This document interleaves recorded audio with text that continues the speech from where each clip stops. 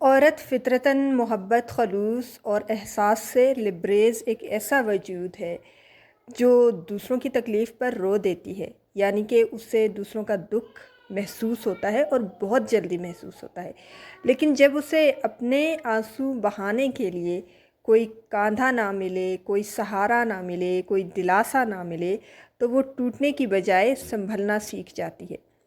وہی عورت جو کبھی معمولی سے دکھ پر سسک اٹھتی تھی، چھوٹی چھوٹی باتوں پر رو دیتی تھی، ناراض ہو جاتی تھی، اب خاموشی سے سب کچھ سہنے لگتی ہے، برداشت کرنے لگتی ہے۔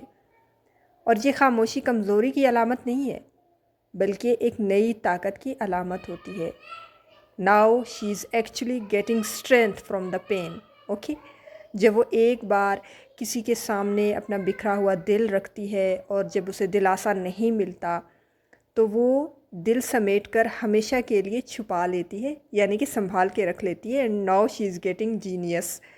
وہ اپنی بے بسی کی نمائش دوبارہ کبھی نہیں کرتی، کیونکہ اسے اندازہ ہو جاتا ہے کہ اس دنیا میں بعض رشتے صرف خوشیوں کے ساتھ ہی ہوتے ہیں، دکھ میں نہیں۔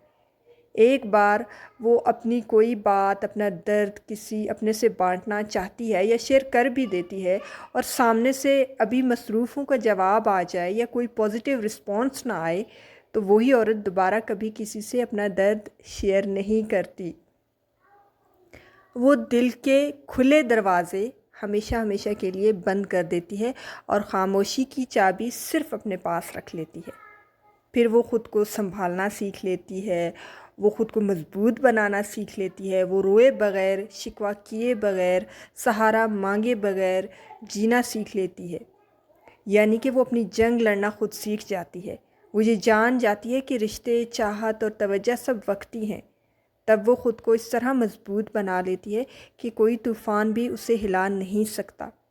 وہی عورت جو کل تک کسی کے ایک لفظ کی منتظر تھی، کسی کی توجہ کے لیے ترس رہی تھی، آج بغیر کسی جملے کے وہ جینا سیکھ لیتی ہے۔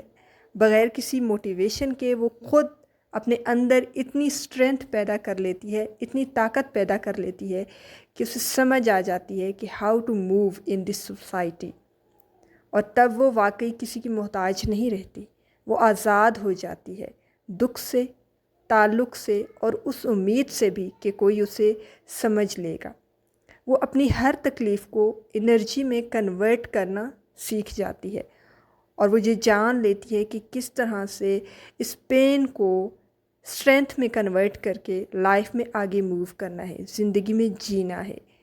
اور یہ ایک سمجھدار خاتون کی جو ہے نا علامت ہوتی ہے کہ she learns how to convert pain into strength. Okay?